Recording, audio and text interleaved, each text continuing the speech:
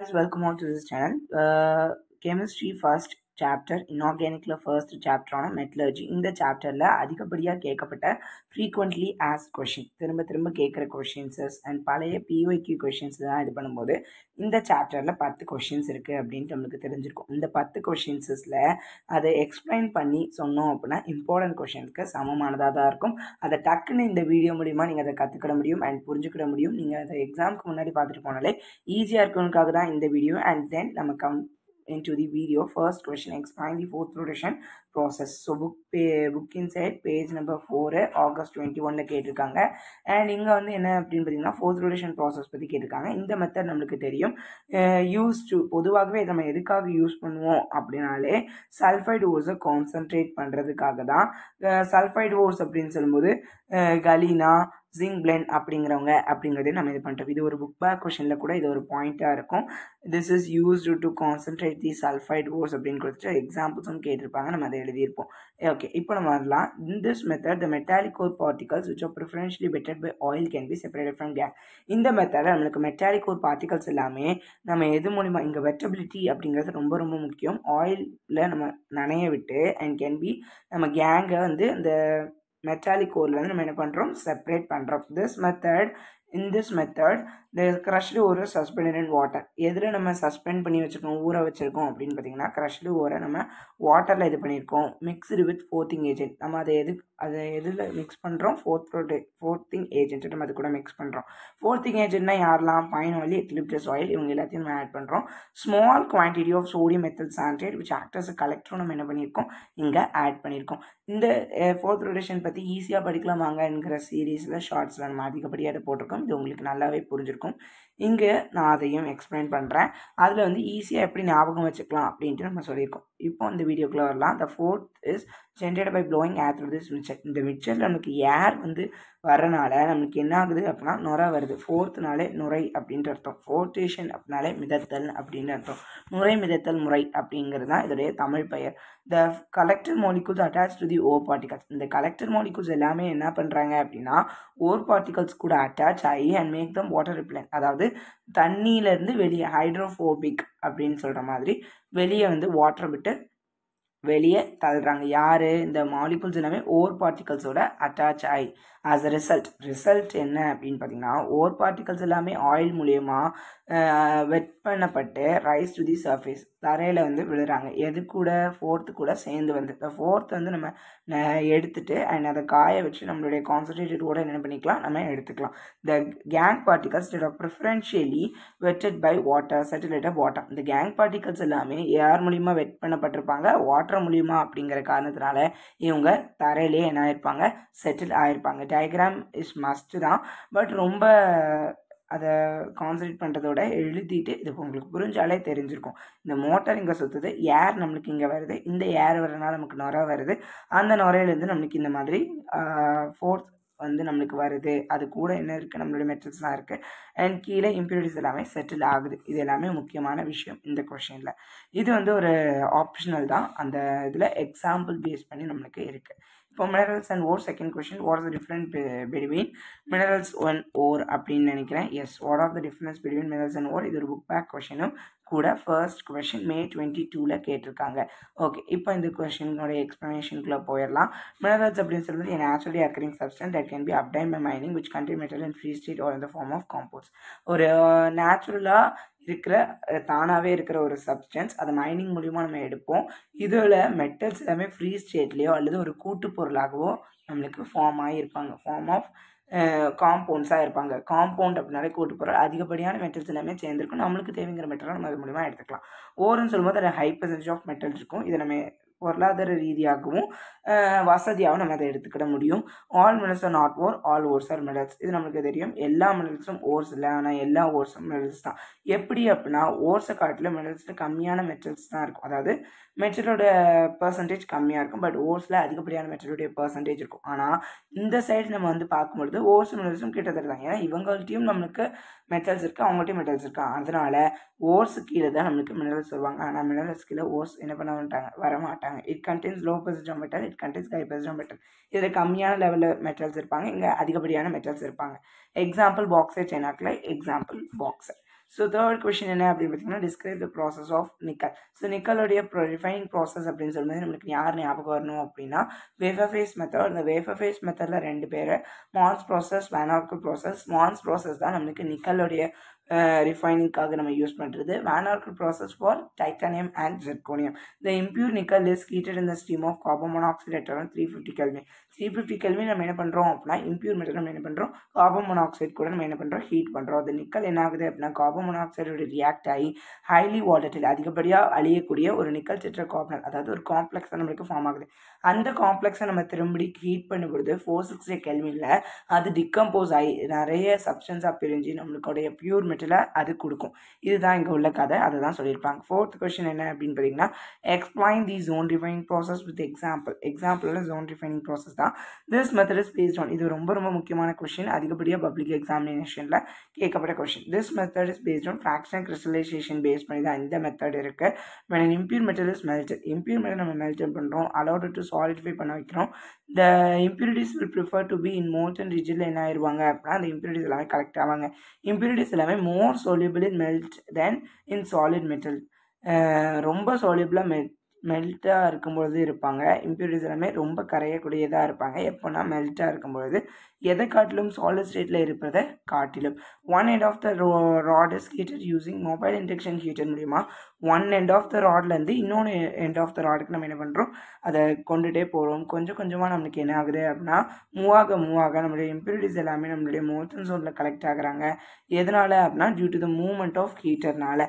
As a heater moves further away, heater move ஆக molten zone impurities also moves along with, அது கூடயே நம்மளுக்கு molten ஜோனும் அதில் collect ஆகிருக்க இம்ப்யூரிட்டிஸும் move ஆகிட்டே இருக்கும். இந்த process is repeated several times.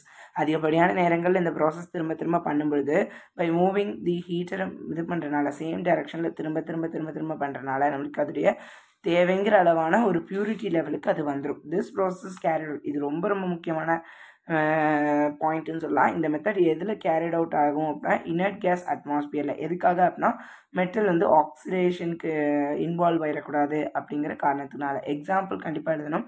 Germanium, silicon, gallium, இவங்க 3 பேரும் இந்த ஜோன் ரிஃபைனிங் ப்ராசஸ் மூலிமா நம்மளால் என்ன பண்ண முடியும், மெட்டலை நம்மளால் இந்த மெத்தட் மூலிமா நம்ம பியூரிஃபை பண்ண முடியும். நெக்ஸ்ட் கொஸ்டின் பார்த்தோம் அப்படின்னா write a note on gravity separation. இது கான்சர்வேஷன் ஆஃப் த ஓவரில் ஃபர்ஸ்ட் ஹைட்ராலிக் வாஷ் அப்படின்னு கேட்டாலும் இதை தான் எழுதணும். புக்கின் பேஜ் நம்பர் 3 இருக்குது, May 22 கேட்டிருக்காங்க. இந்த மெத்தடில் ஓர் ஹேவிங் ஹை ஸ்பெசிஃபிக் கிராவிட்டி, இங்கே கிராவிட்டி அப்படிங்கிறது ரொம்ப முக்கியம். நான் ஆல்ரெடி என்னோட வீடியோவில் சொல்லியிருக்கேன், கான்சர்வேஷன் ஆஃப் ஓவர் சொல்லும்போது இடி ரூல் அப்படின்ட்டு ஒன்று ஞாபகம் வச்சுக்கோங்க, அப்படிங்கிறது ஈஸியாக படிக்கலாம் வாங்க அப்படிங்கிற சீரீஸில் அந்த ஷார்ட்ஸில் நம்ம சொல்லியிருக்கோம். பார்க்கல அப்படின்னா பாருங்கள், நான் ஈஸியாக ஞாபகம் வச்சுக்கலாம். இந்த மெத்தடில் நம்மளுக்கு ஓர் என்ன இருக்குது அப்படின்னா அதிகப்படியான கிராவிட்டி இருக்குது. இதை வந்து நம்ம கேங் அதில் வந்து லோ கிராவிட்டி இருக்கிறனால சிம்பிளி அதை ஓடுற வாட்டரில் நம்ம வாஷ் பண்ணி நம்ம என்ன பண்ணுறோம் அதை தனியாக பிரிச்சிடறோம். ஓரை நம்ம ஃபர்ஸ்ட் க்ரஷ் பண்ணி பவுடர் ஃபார்ம் கொண்டு வந்துடுறோம். அது மட்டும் இல்லாமல் கரண்ட்டாக ஓடிட்டுருக்க வாட்டர் கூட என்ன பண்ணுறோம் அதை ட்ரீட் பண்ண வைக்கிறோம். இந்த ப்ராசஸில் லைட்டர் கேங் பார்ட்டிகல்ஸ் எல்லாமே என்ன ஆயிடுவாங்க அப்படின்னா ஓடுற வாட்டரோட அப்படியே போயிடுவாங்க. This method is generally apply to concentrate native ore. மற்ற அந்த விஷயங்களில் தண்ணியோடு அடிச்சிடுவாங்க. இந்த மாதிரி இடத்துல யார் செட்டில் ஆவாங்கன்னா நம்மளுடைய ஓர்ஸ் வந்து செட்டில் ஆயிடுவாங்க. இந்த மெத்தட் எதுக்காக அப்படின்னா நேட்டிவ் ஓர்ஸ் சச்சஸ் கோல்டுக்கும் oxide ores such as hematite, stone இவங்க எல்லாத்தையும் கான்சன்ட்ரேட் பண்ணுறதுக்கானது அப்படின்னு சொல்லலாம். Explain acid leaching. Acid leaching அப்படிங்கிறது which is different from another leachings அப்படின்னு சொல்லலாம். இதுவும் ரொம்ப முக்கியமானது. ஜூலை 22 கேட்டிருக்காங்க. Leaching of sulphide ores such as zinc, blende, galena இவங்க எல்லாமே எது மூலிமா பண்ணுவாங்க, லீச்சிங் மெத்தடில் சல்ஃபைடு ஓர்ஸை லீச் பண்ணுறது இந்த ஆசிட் லீச்சிங் தான். அதுக்கு எக்ஸாம்பிள் சிங்க், பிளண்ட்டும் கலினாவும் கொடுத்துருக்காங்க. இவங்க எல்லாத்தையும் நம்ம ஹாட் அக்வஸ் சல்ஃபியூரிக் ஆசிட் கூட நம்ம என்ன பண்ணுறோம் ஹீட் பண்ணுறோம். அந்த ரியாக்ஷன் எழுதலாம், பட் தெரிஞ்சால் மட்டுமே நீங்கள் எழுதுங்க. இந்த ப்ராசஸில் நம்மளுக்கு இன்சால்யூபிள் சல்ஃபைடு வந்து என்னதாக கன்வெர்ட் ஆகுது அப்படின்னா சொல்யூபிள் சல்ஃபேட் ஆகவும் எலிமெண்டல் சல்ஃபர் ஆகவும் நம்மளுக்கு கன்வெர்ட் ஆகுது. இன்னும் அதிகப்படியான கொஷின்ஸஸ் இருக்குது. 7th கொஷினுக்குள்ள வாங்க பார்க்கலாம். Explain the principle of electrolytic refining with an example அப்படின்னு கொடுத்துருக்காங்க. இங்கே வாங்க பார்க்கலாம். The crude metal is refined by electrolysis. crude metal நம்ம என்ன பண்ணுறோம் எலக்ட்ரோலைசிஸ் மூலிமா ரிஃபைன் பண்ணுறோம். It is curd in electrolytic செல்லில் நம்மளுக்கு இது நடக்குது. அந்த எலக்ட்ரோலிட்டிக் செல் என்னெல்லாம் கண்டெயின் பண்ணிக்கலாம் aqueous solution of salts of metal of interest. The rods of impure metals are used as anode நம்ம யூஸ் பண்ணுறோம். rod of impure metal and thin strips of pure metals எல்லாமே நம்ம cathode யூஸ் பண்ணுறோம். The metal of interest dissolved from ஆனோட்லேருந்து dissolve ஆகுது, pass into the solution, while the same amount of metal ions from the solution will be deposited at cathode. அதே மாதிரி தான் நம்மளுக்கு deposit ஆகுது கேத்தோட்லையும். டியூரிங் எலக்ட்ரோலைசிஸ் பொழுதுல less electropositive impurities in anode settle at the bottomல settle ஆயிடுறாங்க and are remove as anode மட்டாக ரிமூவ் ஆகிடுறாங்க. அதாவது கீழே செட்டில் ஆகி அந்த புத்து மாதிரி அதுதான் ஆனோட் மட் அப்படின்ட்டு சொல்லியிருக்காங்க. 8th கொஸ்டின் பார்த்தோம் அப்படின்னா ரோல் ஆஃப் டின். இது வந்து ஒரு book back question. 3rd question extraction of iron from its oxide அப்படின்னு சொல்கிறோம். லைம்ஸ்டோனுடைய ரோல் இங்கே என்ன, அதாவது நம்ம அயனை வந்து அயன் ஆக்சைட்லேருந்து எடுக்கும் பொழுது அப்படின்னு கேட்குறாங்க. இங்கே ஃப்ளக்ஸ் ஆகுது, என்ன ஆகுது, ஆக்ட் பண்ணுது. இட் கம்பைன் வித் சிலிக்கா கூட நம்மளுக்கு கம்பைன் ஆகி என்னதாக மாறுது அப்படின்னா கால்சியம் சிலிக்கேட்டாக மாறுது. அதாவது flux plus gang is equal to slack அப்படிங்கிற கதை தான். இந்த ஃப்ளக்ஸ் வந்து கேங் கூட சேர்ந்து அதை டக்குன்னு வெளியே எடுத்துகிட்டு வந்துடுவாங்க ஒரு ஸ்லாகாக. அதுதான் இங்கே உள்ள விஷயமே. இதுக்கு யார் ஃப்ளக்ஸுடைய வேலை என்ன அப்படிங்கிறது இங்கே நம்மளுக்கு தெரிஞ்சிருச்சு. 9th கொஸ்டின் பார்த்தீங்கன்னா எந்த விதமான ஓர்ஸ் வந்து நம்ம ஃபோர்த் ப்ரொடக்ஷன் மெத்தட் மூலிமா கான்சன்ட்ரேட் பண்ண முடியும், 2 எக்ஸாம்பிள்ஸ் கொடுங்க அப்படின்னு சொல்லியிருக்காங்க. சல்ஃபைட் ஓர்ஸ் நம்மளுக்கு தெரியும். ஃபோர்த் ப்ரொடக்ஷன் மெத்தடில் நம்ம சல்ஃபைட் ஓர்ஸ் மூலியமாக தான் கலினா சிங்க்ரண்ட் எக்ஸாம்பிள்ஸ் சொல்லிட்டோம். இதுவும் ஒரு புக் பேக் கொஸ்டின் தான். 10th கொஸ்டின் லாஸ்ட் கொஸ்டினும் கூட எக்ஸ்பிளைன் தி டேர்ம்ஸ். இதுவும் ஒரு book back question. 10th question கேங்னா என்ன, ஸ்லாக்னா என்னன்னு கேட்காங்க. கேங்னா the ore associate with non metallic impurities siliceous matter rocky materials ஒரு கால்டஸ் கேங். அதாவது என்ன சொல்ல வரேன் அப்படின்னு பார்த்தீங்கன்னா கேங் அப்படிங்கிறது இம்பியூரிட்டிஸ் தான். ஒரு ஓரில் என்னதான் இருக்கும், ஓர் கூட நான் மெட்டாலிக் இம்பியூரிட்டி, நம்மளுக்கு மெட்டாலிக் மெட்டல் வேணும் அப்படின்னா அதில் நான் மெட்டாலிக் இம்பியூரிட்டிஸு சிலிஷியஸ் தூசி துரும்பு ராக்கி மெட்டீரியல்ஸ் இவங்க எல்லாருமே இருந்தாங்கன்னா அது கேங். ஸ்லாக் அப்படிங்கிறது நம்மளுக்கு தெரியும். Slag is a fusible chemical substance formed by the reaction of gangue with slag. அதாவது கேங் வந்து ஃப்ளக்ஸ் கூட ரியாக்ட் ஆகும்போது நம்மளுக்கு ஸ்லாகுங்கிறது ஒன்று கிடைக்கும். நம்ம அந்த கொஷின்லேயே லைம்ஸ்டோன் கொஷின்லேயே நம்ம பார்த்துட்டோம். இது ஒரு அடிஷ்னலான கொஷின், மேக்னெட்டிக் செப்பரேஷன். இதை தெரிஞ்சு வச்சுக்கோங்க, கேட்கறதுக்கான வாய்ப்புகள் இருக்குது அப்படின்னு சொல்லலாம்.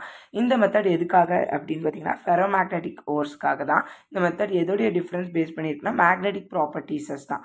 ஓர் வந்து மேக்னெட்டிக் ப்ராப்பர்ட்டியாக இருக்கலாம், இம்பியூரிட்டி நான் மேக்னெட்டிக் மெட்டீரியலாக இருக்கலாம். நம்மளுக்கு எது வேணுமோ அந்த மெட்டீரியல் நம்ம எடுத்துக்கலாம். மேக்னெட்டிக் ஓரா நான் மேக்னெட்டிக் ஓரா அப்படின்ட்டு நம்ம பார்த்துக்கலாம். மேக்னெட்டிக் ப்ராப்பர்ட்டி தான் இங்கே முக்கியமானது. இங்கே எக்ஸாம்பிள் டின்ஸ்டோன் வந்து நம்ம எதுலேருந்து உல்ஃபார்மைட்லேருந்து இருக்கிறோம் which is magnetic. Similarly ores such as chromite pyrolusite having magnetic property, இவங்களுக்கு மேக்னெட்டிக் ப்ராப்பர்ட்டி இருக்குது. இவங்க நான் மேக்னெட்டிக் சிலிஷியஸ் இம்பியூரிட்டிஸ்லேருந்து நம்ம என்ன பண்ணுறோம் எடுக்கிறோம். இந்த க்ரஷ்டு ஓரை நம்ம எதில் போடுறோம் அப்படின்னா எலக்ட்ரோ மேக்னெட்டிக் செப்பரேட்டரில் போடுறோம். அதில் என்னெல்லாம் இருக்கும் அப்படின்னு பார்த்தீங்கன்னா பெல்ட் இருக்கும், அது 2 ரோலர்ஸ் மூலிமா நம்மளுக்கு இருக்கும். அந்த பெல்ட் வந்து மேக்னெட்டிக்காக அந்த 2 ரோலர்ஸ் இருக்கலாம், அவங்க மேக்னெட்டிக்காக இருப்பாங்க. அதனால மேக்னெட் வந்து மெல்ல மெல்ல விழும். மற்றது எல்லாமே டக்குன்னு காற்றா டக்குன்னு தள்ளி வந்து விழுவாங்க. இதுதான் இங்கே உள்ள விஷயமே. இந்த magnetic part of ores attract towards magnet கூட நம்மளுக்கு அட்ராக்ட் ஆவாங்க. அந்த ஹீப் கூட அந்த பெல்ட் கூடயே மெல்ல மெல்ல மெல்ல மெல்ல வந்து அந்த டேனிங்கில் அது கீழே விழுந்துடும். அப்போ நம்ம மேக்னெட்டிக் தனியாக வந்துடும், நான் மேக்னெட்டிக் எல்லாமே இந்த மாதிரி வந்துடும். Magnetic region while the non magnetic part falls away from it, அதுலேருந்து தள்ளி போய் விழுவாங்க இந்த நான் மேக்னெட்டிக் எல்லாமே. இப்போ இதோடைய இதை பார்த்தீங்கன்னா இந்த பார்த்தீங்களா இவங்க தான் அந்த 2 ரோல்ஸ், இவங்க மேக்னெட்டிக் வீல்ஸ் அப்படின்னு சொல்லலாம். இது அந்த பெல்ட். இந்த பெல்ட் நம்மளுக்கு சுற்றிக்கிட்டே இருக்கும். இந்த க்ரஷ்டு ஊரில் பார்த்தீங்கன்னா இப்படி ஒட்டி ஒட்டி ஒட்டி ஒட்டி நம்மளுக்கு மேக்னெட்டிக் எல்லாமே விழுந்துருவாங்க. நான் மேக்னெட் எல்லாமே இப்படி தள்ளி வந்து விழுந்துருவாங்க. ஸோ உங்களுக்கு இந்த ஃப்ரீக்வெண்ட்லி ஆஸ்ட் கொஸ்டின்ஸ் எல்லாமே புரிஞ்சிருக்கும் அப்படின்னு நினைக்கிறேன். அண்ட் டக்குன்னு நம்ம படிச்சிடலாம். அண்ட் தேங்க்யூ ஃபார் வாட்சிங்.